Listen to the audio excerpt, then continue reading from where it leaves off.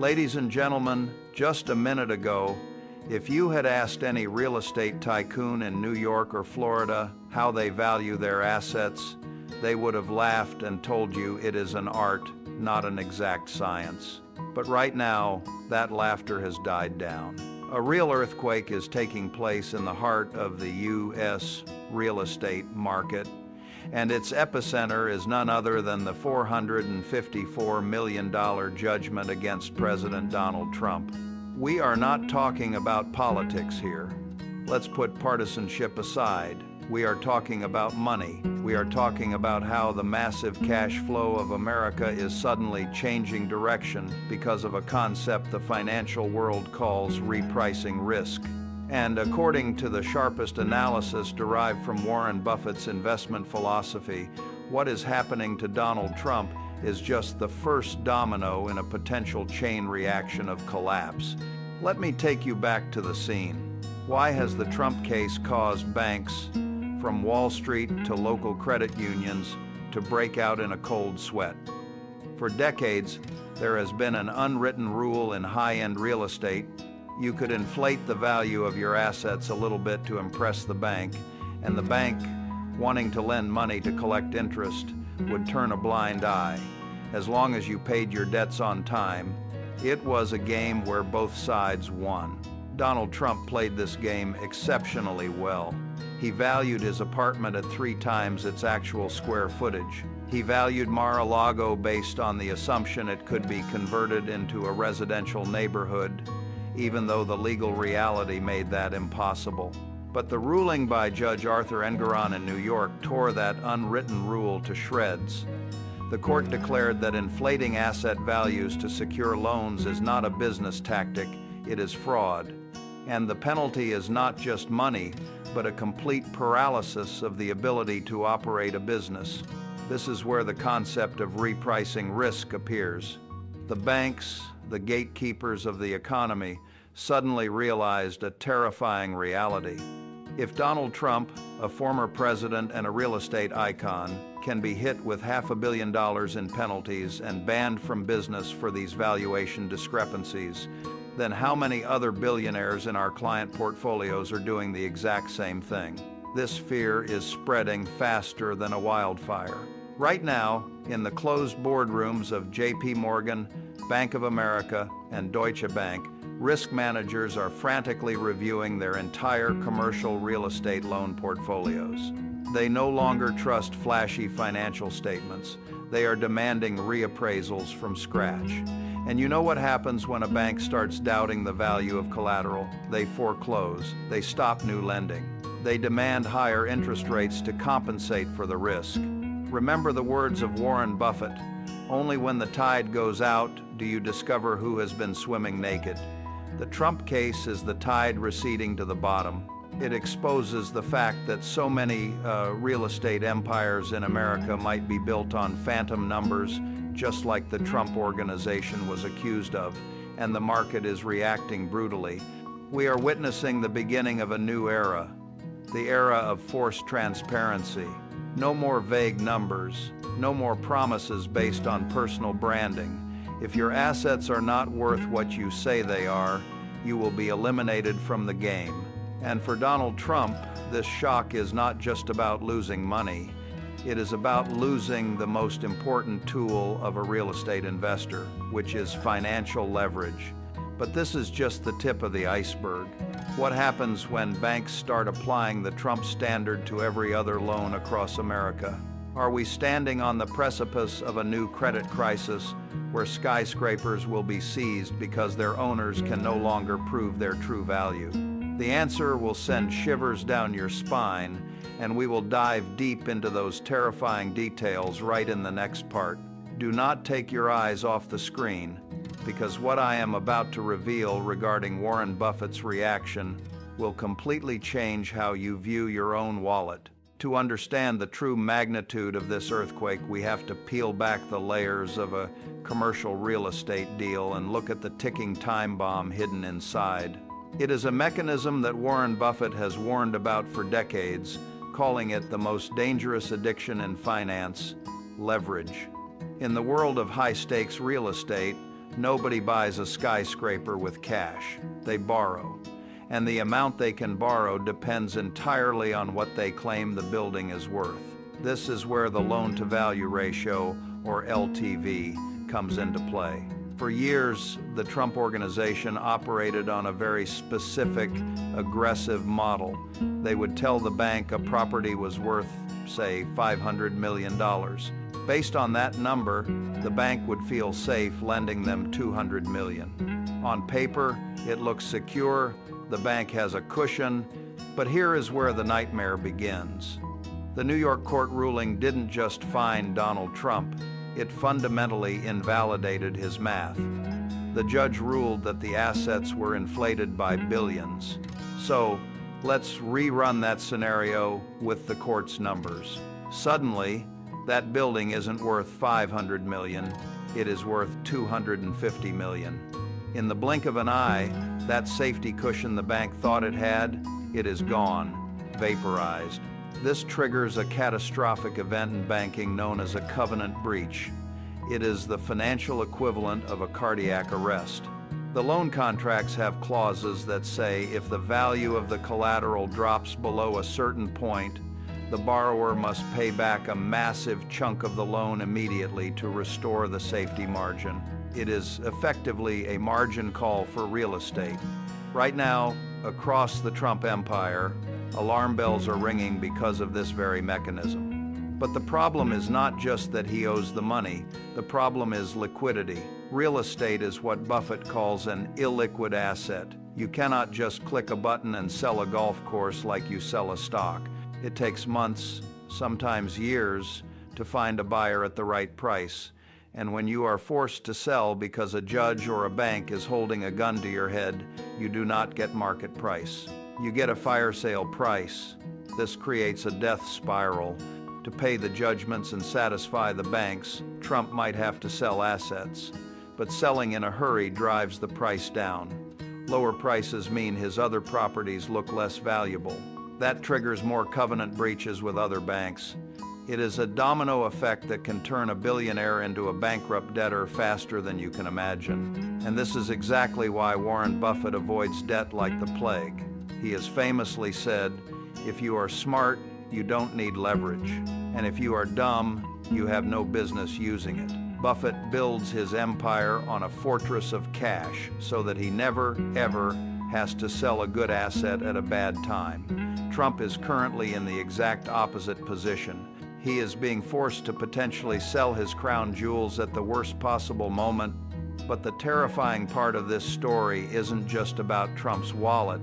It is about what the banks are going to do next. Now that they see how easily these valuations can be challenged in court, they are looking at every other developer in New York, in Miami, in Chicago, and asking, are you lying to us too? The era of easy money is over. The banks are tightening the screws. And as we move into the next part of this story, you will see how this newfound paranoia from the banks is threatening to crash the entire commercial real estate market, leaving empty office buildings and unfinished projects across the American skyline. If you think this panic stops at the gold-plated doors of Trump Tower, you are missing the forest for the trees. The situation facing Donald Trump is merely the spark that is igniting a massive pile of dry tinder that has been accumulating in the American economy for years. We are talking about the slow-motion car crash of the commercial real estate sector. To understand why the timing of the Trump verdict is so devastating, you have to look at the broader landscape. The commercial real estate market was already on life support. The post-pandemic world changed everything. With remote work becoming the new normal, office vacancy rates in major cities have skyrocketed. Skyscrapers that used to be hives of activity are now standing half empty. Their income, the rent has plummeted, and now, into this fragile ecosystem, drops the Trump precedent. Before this legal earthquake, banks and developers were playing a game of pretend and extend.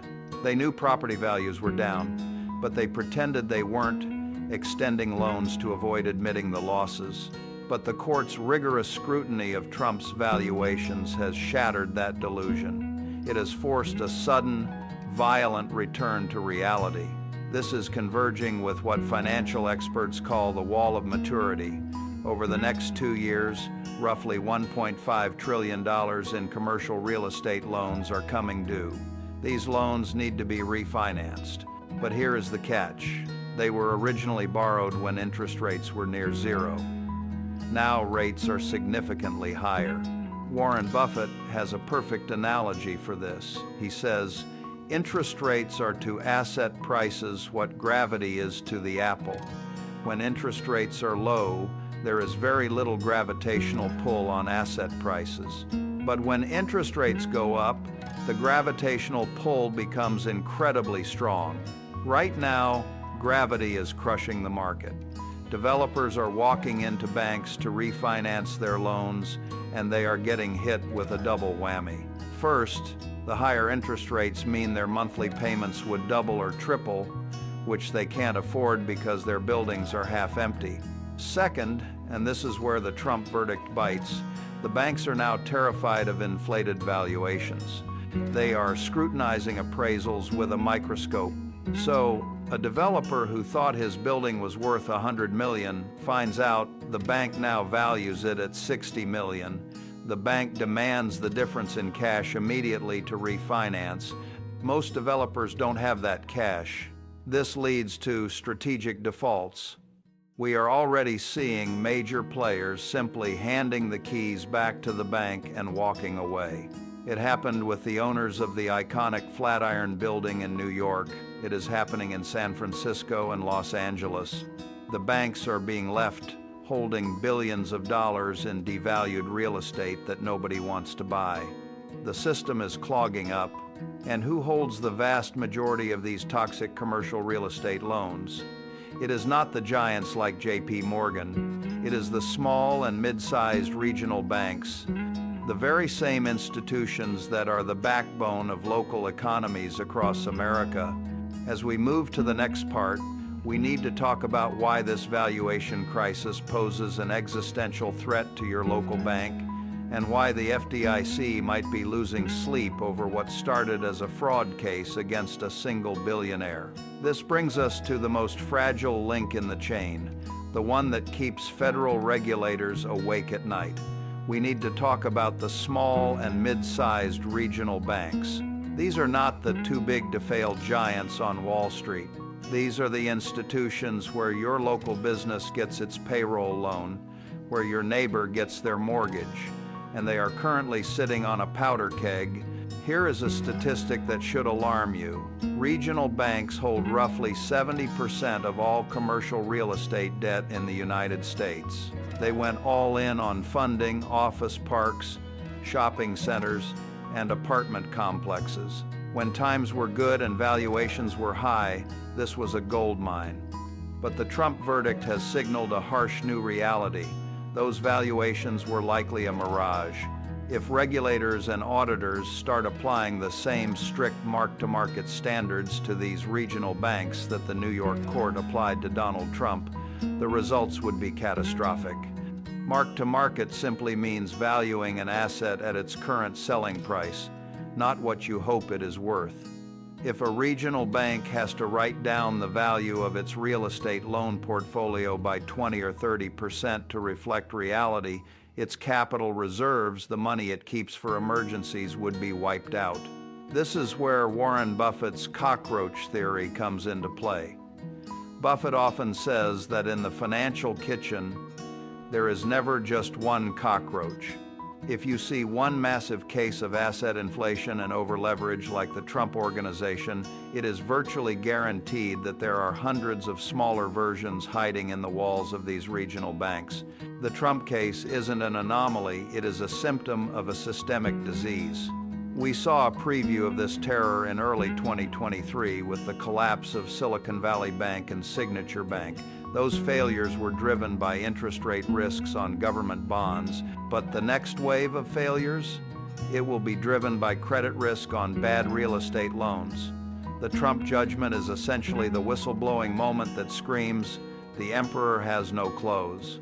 Imagine a local bank in Texas or Ohio. They have lent $50 million to a developer for a commercial project, believing the collateral is worth $80 million. Suddenly, in this new climate of repricing risk, that collateral is reappraised at $40 million. The loan is now underwater. The borrower walks away. The bank is left with a building it cannot sell and a hole in its balance sheet it cannot fill. If this happens to one bank, it is a misfortune. If it happens to dozens simultaneously, it is a systemic crisis.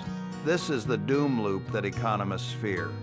Banks stop lending to survive, which crushes property values further, which causes more loan defaults, which kills more banks. And who pays the price for this?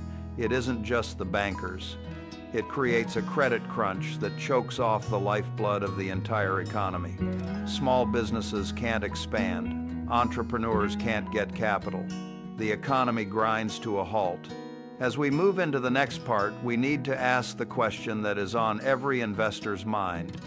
If the real estate market is a trap and the banks are the victims, where is the safe harbor? And specifically, why is Warren Buffett sitting on a mountain of cash bigger than the GDP of some countries right now? The answer reveals exactly what he thinks is coming next. While the tectonic plates of the banking sector are grinding together, threatening to trigger a systemic quake, there is one man sitting quietly in Omaha, Nebraska, watching it all unfold with a sense of déjà vu. Warren Buffett.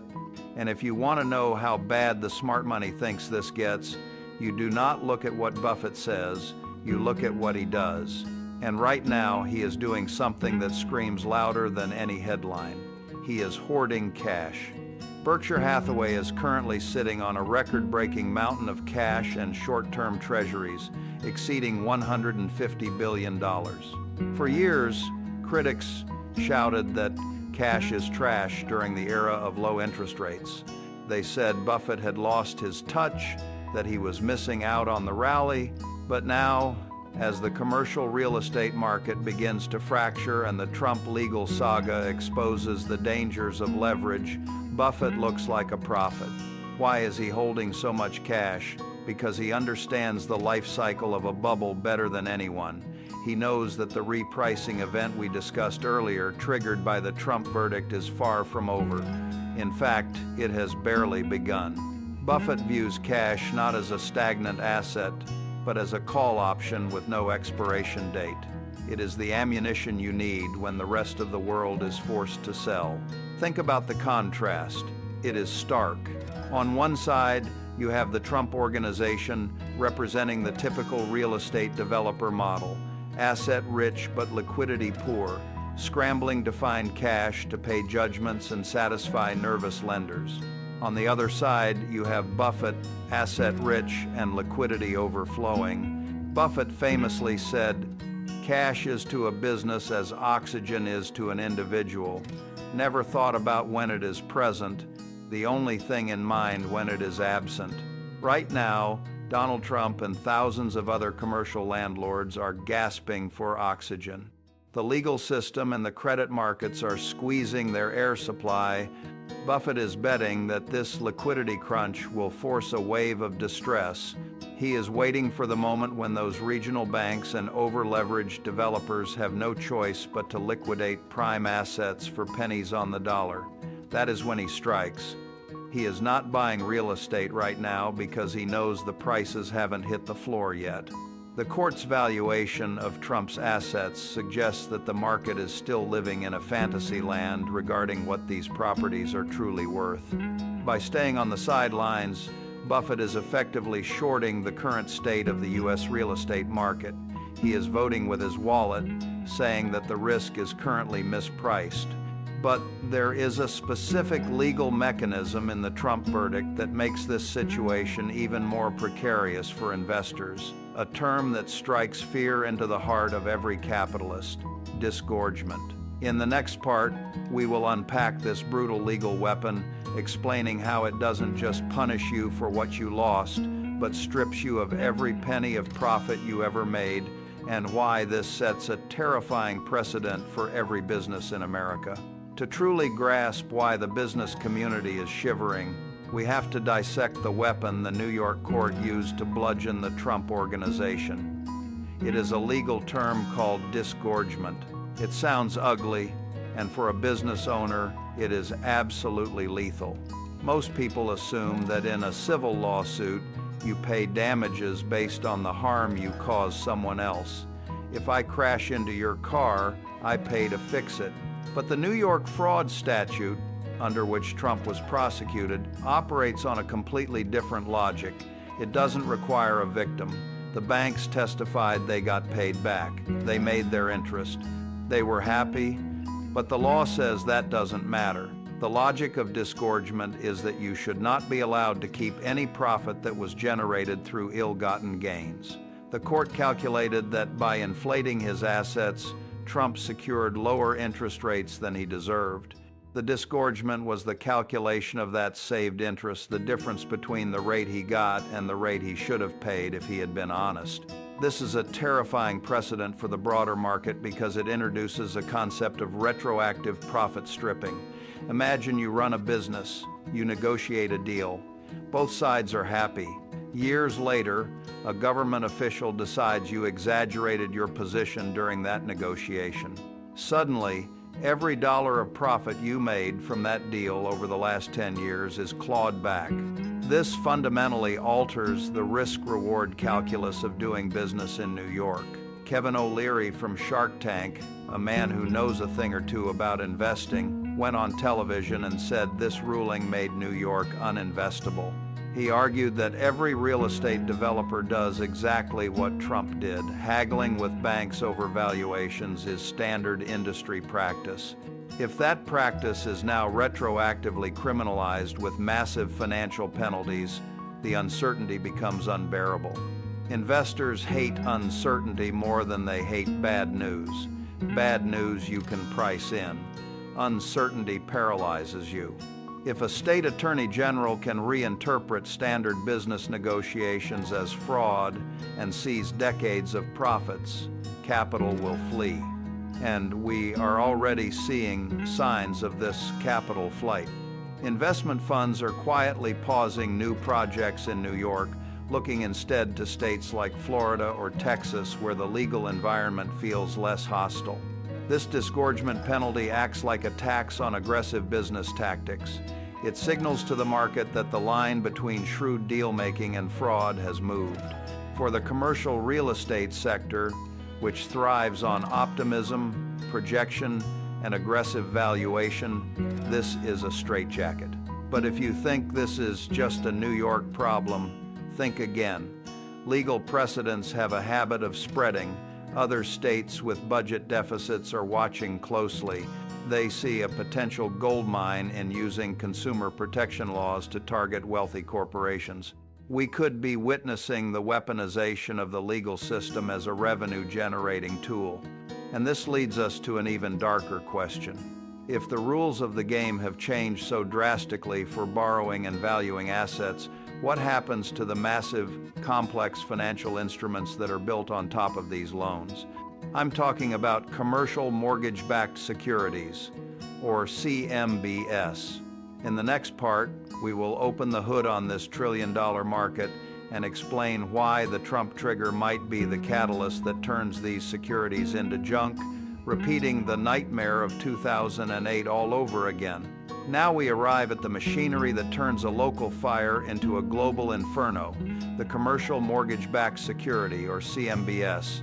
If you remember the villain of the 2008 financial crisis, it was the residential mortgage bond. Today, the villain has returned, but he is wearing a different suit. Instead of suburban houses, these bonds are backed by office towers, shopping malls, and hotels. The CMBS market is essentially a giant sausage factory. Wall Street takes hundreds of loans from different properties, a hotel in Chicago, an office in San Francisco, a golf course in Florida, bundles them together and sells them to investors as a single bond. The premise is safety in numbers. Even if one borrower defaults, the others will pay, right? That was the theory. But The Trump verdict has injected a lethal dose of transparency into this opaque market. It proved that the individual ingredients in that sausage might be rotten. If the loan on a prime New York property was based on a fraudulent valuation, and that loan is sitting inside a AAA-rated bond held by a pension fund, the entire bond is compromised. We are seeing a terrified reaction in the secondary market. Investors are looking at these bonds and asking, how much of this is real? They are demanding higher yields to hold this risk, which causes the price of the bonds to crash. And here is where it gets technical and dangerous. In the world of CMBS, there is a figure known as the special servicer. This is the grim reaper of commercial real estate. When a borrower misses a payment, the loan is handed to the special servicer. In the past, these servicers would work with borrowers, extending the loan terms to keep the bond alive. But in this new post-Trump climate of liability and risk, special servicers are becoming ruthless. They are not extending, they are foreclosing. They are seizing properties and selling them for whatever they can get to recover cash for the bondholders.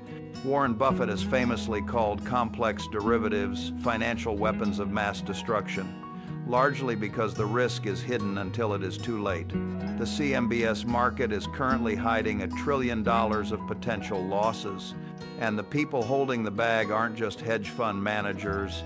It is likely your pension fund, your insurance company, your retirement account.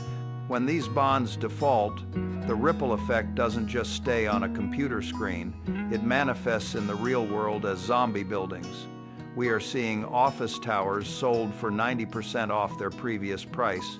This destruction of value leads us directly into a sociological phenomenon that is destroying America's great cities from the inside out. Economists call it the urban doom loop. In the next part, we will explore how the collapse of commercial real estate values destroys the tax base of cities like New York and Chicago, turning them into fiscal wastelands and forcing you, the taxpayer, to foot the bill. This leads us directly into the streets of America's great metropolises, where a vicious economic cycle known as the urban doom loop is beginning to spin. This is where the abstract numbers of the Trump verdict crash into the concrete reality of your daily life, your safety, your commute, and your taxes.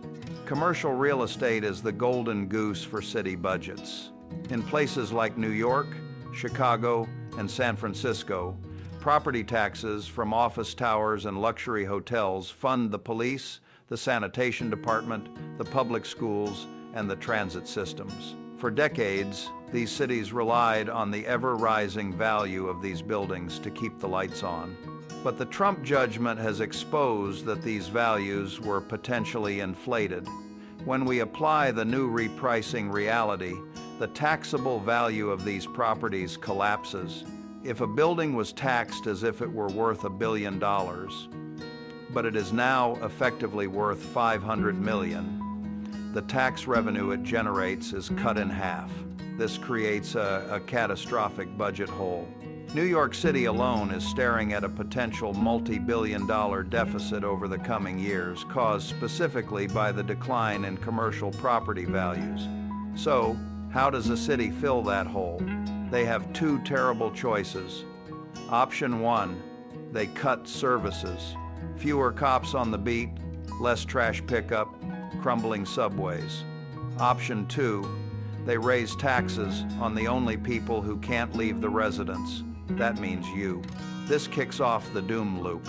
As taxes rise and quality of life falls, residents and businesses flee the city for tax-friendly states like Florida or Texas. This exodus lowers demand for real estate even further, causing values to drop again, creating an even bigger budget hole. It is a death spiral. Warren Buffett watches this dynamic closely. He avoids investing in entities that have capped upside and unlimited downside. Cities caught in a doom loop fit that description perfectly. They have lost their pricing power. They cannot simply raise taxes indefinitely because their customer base, the taxpayer, is mobile. They can leave. We are already seeing the early stages of this in real time. Look at the zombie office buildings in downtown areas that are now worth less than the land they sit on. These used to be the engines of the local economy. Now, they are dead weight. The Trump verdict didn't cause this loop, but it accelerated it by forcing a harsh reassessment of what these assets are actually worth. And this brings us to the ultimate moral hazard.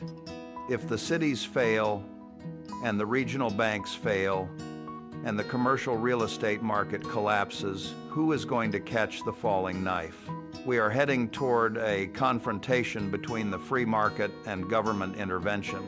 In the next part, we will discuss the inevitable question, is a commercial real estate bailout coming? And why does Warren Buffett believe that bailing out the rich this time might destroy the very currency used to save them? The specter of a government bailout is now looming over the skyline. It is the unspoken question in every boardroom. Will Uncle Sam step in?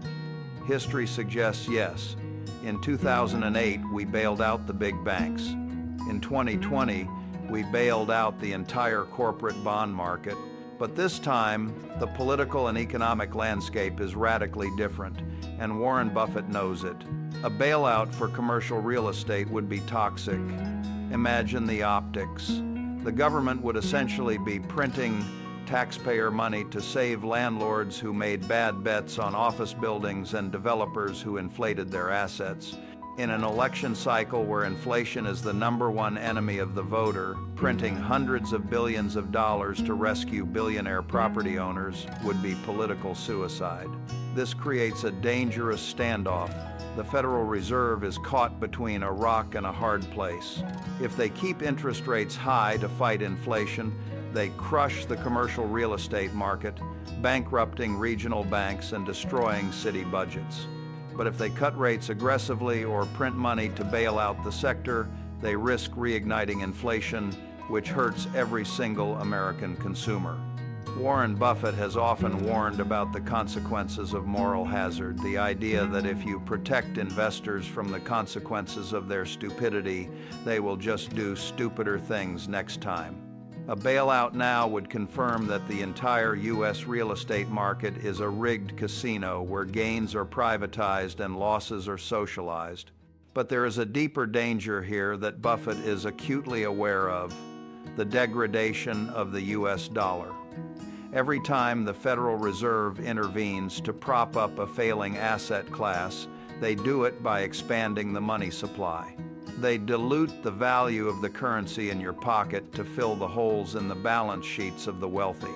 Investors around the world are watching this Trump saga not just as a legal drama, but as a stress test for American capitalism. If the solution to the repricing risk is simply to print more money, foreign nations will lose faith in the dollar as a store of value. We are already seeing central banks buying record amounts of gold, Buffett's least favorite asset, but a telling signal of fear. So, if a bailout is politically impossible and economically dangerous, what is the alternative? It is what economists call a clearing event, a painful, messy period where prices are allowed to crash to their natural level, bankruptcies, foreclosures, restructuring. It is the forest fire that burns away the dead wood so new growth can happen. This is the phase we are entering now. The denial phase is over. The anger phase represented by the legal battles is here. Next comes the bargaining, and finally, the depression of asset prices. In the next part, we will analyze specifically who stands to win in this new landscape, because where there is chaos, there is opportunity. And there is a new breed of investor following the Buffett playbook, getting ready to buy America on sale. In the jungle of capitalism, a dead carcass is a tragedy for the animal, but a feast for the lions. We are currently witnessing the setup for one of the greatest transfers of wealth in American history. While the headlines focus on Donald Trump's losses and the banking sector's panic, A different group of players is quietly sharpening their knives, getting ready to carve up the market. These are the distressed asset investors. In the polite world of finance, they are called credit opportunity funds. In the real world, they are known as vultures. And right now, they are raising billions of dollars in what is known as dry powder, waiting for the inevitable crash that Warren Buffett has predicted. Buffett's most famous maxim is, "Be fearful when others are greedy, and greedy when others are fearful." For the last decade, everyone was greedy. Developers were buying properties at 3% cap rates, assuming values would go up forever. Now, fear is the dominant emotion. Banks are fearful, cities are fearful, Trump is fearful. This is the dinner bell for the greedy. Who are the winners in this new landscape? It is the cash kings, firms like Blackstone, Apollo Global Management, and yes, Berkshire Hathaway. These entities have massive liquidity and no need to beg banks for financing. When a regional bank seizes a Trump-style office tower that used to be worth $200 million, they don't want to manage it. They want to get it off their books immediately. They will sell it for $80 million just to recoup some cash. That is where the vultures step in. They buy prime American real estate for 40 or 50 cents on the dollar. They are effectively buying the concrete, steel, and land for less than the cost of construction. It is a generational arbitrage opportunity. We are going to see iconic American skylines change hands from the old guard of leveraged developers, the Trumps of the world, to the new guard of institutional private equity. This shift isn't just about ownership, it is about transformation. The new owners, having bought at such a low basis, will have the financial room to repurpose these zombie buildings. We will see empty office towers converted into luxury condos, data centers, or urban warehouses. The destruction of the old value is necessary to build the new economy. But there is a catch. This wealth transfer concentrates power even further. Main Street investors and small landlords are usually the ones getting squeezed out, forced to sell at the bottom. The rich, the truly ultra-rich who heeded Buffett's warning and stayed liquid are the ones who will absorb these assets. This is the ruthless efficiency of the market. It punishes the overextended and rewards the disciplined. Donald Trump's current predicament is a microcosm of a much larger purging of dumb money from the system. But as the titans of Wall Street prepare to feast on cheap real estate, there is a massive demographic that is about to get caught in the crossfire: the American homeowner. In the next part, we will bring this crisis right to your front door, explaining how the commercial real estate crash could accidentally trigger a shockwave in the residential housing market, affecting the value of the home you live in. Most Americans believe their home is their castle, a fortress insulated from the chaos of Wall Street. You might look at your suburban house and think, "I don't own a skyscraper in Manhattan, so Donald Trump's problems are not my problems." But you would be dangerously mistaken. The contagion from the commercial real estate crash is crossing the firewall into the residential market, and it is coming for your home equity. The bridge between these two worlds is built on credit. Remember those regional banks we discussed? The ones currently hemorrhaging money on bad office loans?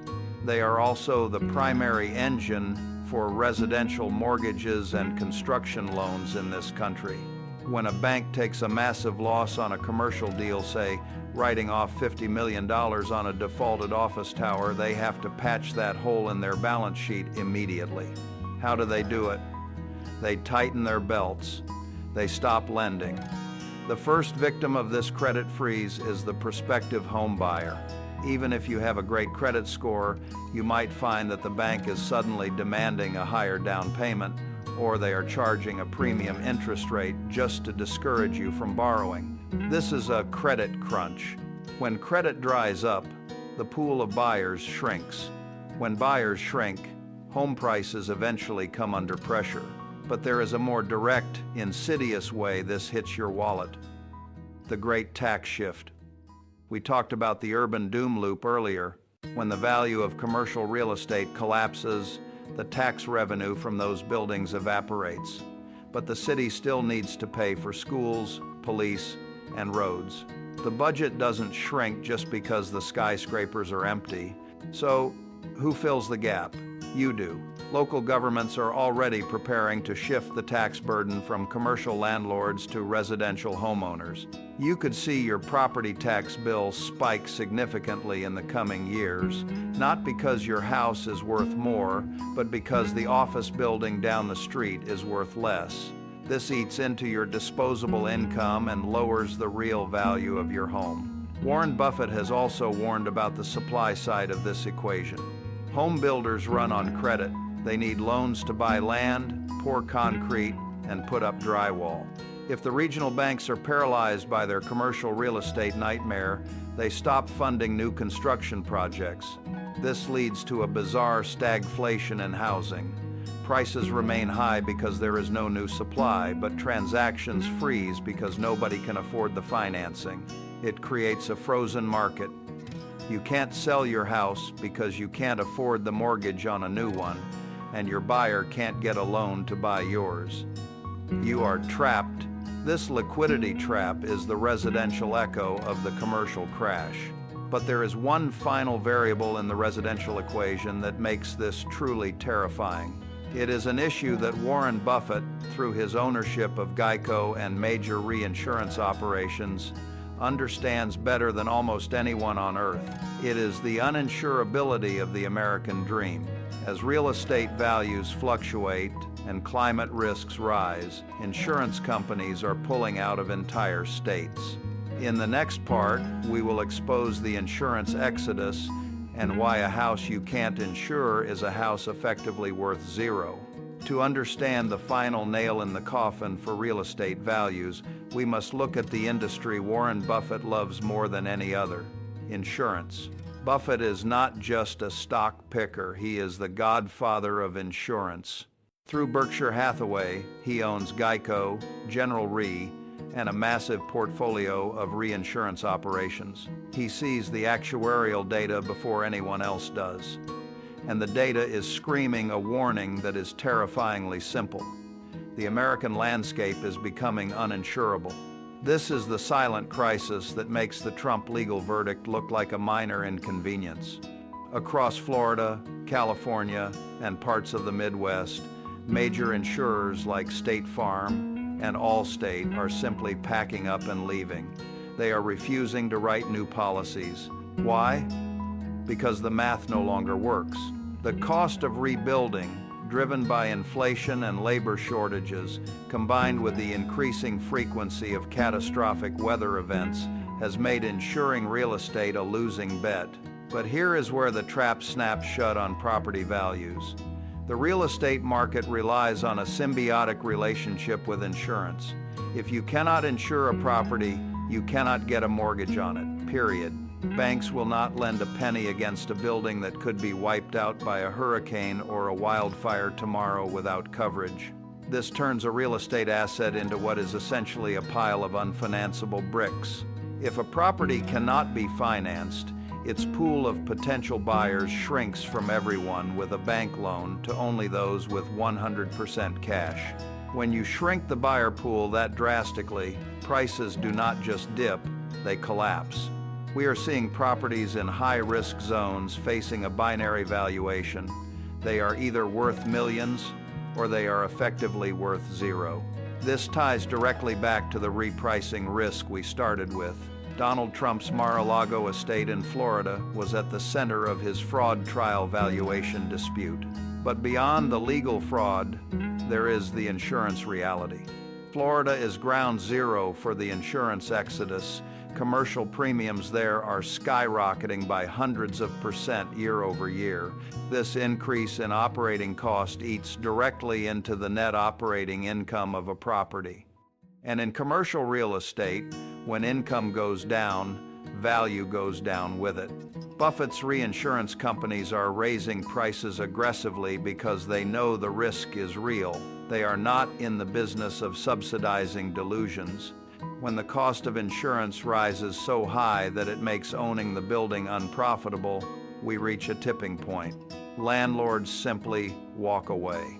We are potentially looking at a future where vast swathes of American real estate, from coastal mansions to inland office parks, become stranded assets physically there, but financially toxic.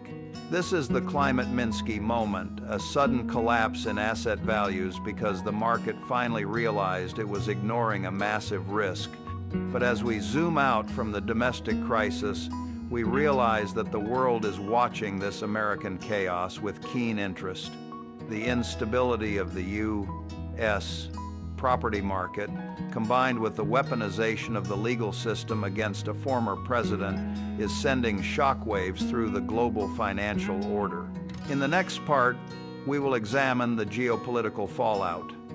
How are foreign investors and sovereign wealth funds reacting?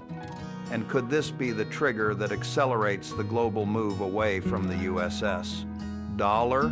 The tremors emanating from the New York courthouse and the boarded-up office towers of San Francisco are not stopping at the water's edge. They are traveling across the Atlantic and the Pacific, landing on the desks of the most powerful money managers in London, Dubai, Beijing, and Singapore. And the question they are asking is one that should terrify every American policymaker. Is the United States still a safe haven for capital? For 70 years, the global financial system was built on a bedrock assumption. The U.S. has the deepest markets and the most predictable rule of law. You put money in America not because you love America, but because you know the rules won't change overnight. The Trump verdict has cracked that foundation. Foreign investors, particularly sovereign wealth funds that manage trillions of dollars for nations like Saudi Arabia or Norway, look at the legal disgorgement of Trump's profits with deep suspicion. They are not interested in the partisan politics of it. They look at it through the lens of asset security. If a state attorney general can use a novel legal theory to retroactively seize profits and cripple a business empire based on subjective valuations, the definition of property rights in America feels suddenly fragile. We are hearing whispers of a capital strike. Major international investors are pausing. They are looking at the commercial real estate carnage where foreign pension funds have already lost billions, and they are looking at the legal risk, and they are diverting funds elsewhere. They are asking, if they can do this to a former president, what can they do to a foreign company? This hesitation plays directly into the hands of America's geopolitical rivals. The BRICS nations, Brazil, Russia, India, China, and South Africa, have been pushing a narrative of de-dollarization for years. They argue that the U.S. financial system is weaponized and unstable. The chaos surrounding the Trump trial and the banking fragility serves as perfect propaganda for their cause. It accelerates the global trend of seeking alternatives to the U.S. dollar. Warren Buffett has always bet on America, but he is also a realist. He understands that the U.S. dollar's status as the world's reserve currency is a privilege, not a divine right. It depends entirely on trust. If the world loses trust in the fairness of U.S. courts or the stability of U.S. banks, the demand for U.S. assets falls. And here is the nightmare scenario.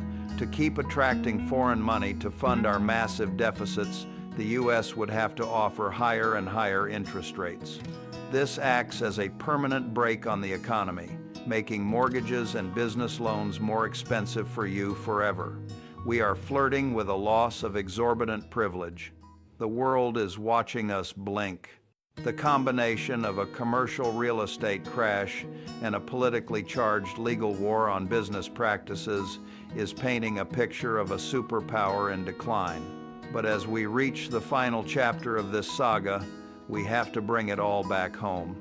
We have looked at the banks, the buildings, the politics, and the globe. Now, we must answer the only question that truly matters to you. In this storm of repricing, legal warfare, and economic upheaval, what is the ultimate survival strategy? In the final part, we will distill Warren Buffett's lifetime of wisdom into a concrete action plan for navigating the turbulent years ahead. So, here we stand at the edge of a new economic epoch.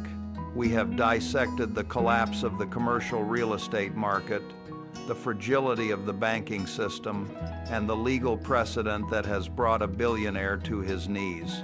The storm is not coming, it is already here. So, what is the survival guide?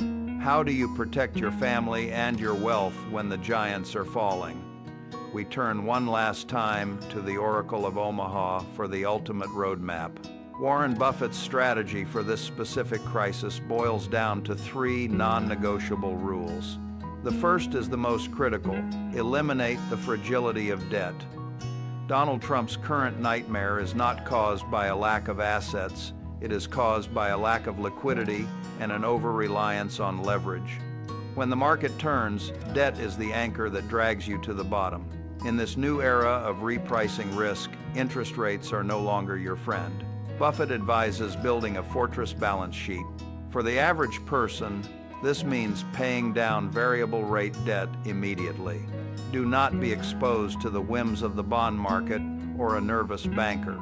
Cash gives you the power to say no, and in a crisis, that is the most valuable word in the English language.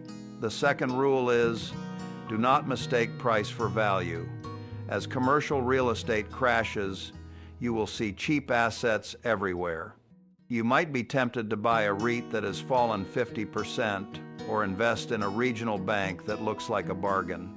Buffett would warn you, it is far better to buy a wonderful company at a fair price than a fair company at a wonderful price. Just because an office building is on sale for half price does not make it a good investment if nobody wants to rent it. Avoid the value traps. Focus on productive assets that generate real cash flow, regardless of what the economy does. The third and final rule is radical patience. The transfer of wealth we discussed, the vultures feasting on the carcasses of the old economy, takes time. Buffett is currently sitting on a mountain of cash, doing absolutely nothing. He is waiting for the fat pitch. The clearing event in real estate has only just begun. Don't try to catch a falling knife. Let the market reset. Let the prices find their true floor. The winners of the next decade will be the ones who had the discipline to sit on their hands while everyone else was panicking. The saga of Donald Trump's frozen assets is a cautionary tale for the ages. It is a brutal reminder that in the world of finance, gravity always wins. Valuations matter, rules matter. And eventually, the bill always comes due. The era of easy money, inflated assets, and consequence-free risk-taking is officially over. We are entering the era of accountability. This transition will be painful. It will reshape our cities, stress test our banks, and challenge our political system. But it is also necessary. It is the forest fire that burns away the dead wood to allow for new growth. You now have the information. You understand the mechanics of the machine. The question is not whether the market will reprice, it is already happening. The question is, will you be the one left holding the bag, or will you be the one ready to build on the foundation of the new reality? The choice is yours. Thank you for watching, and stay safe in the storm.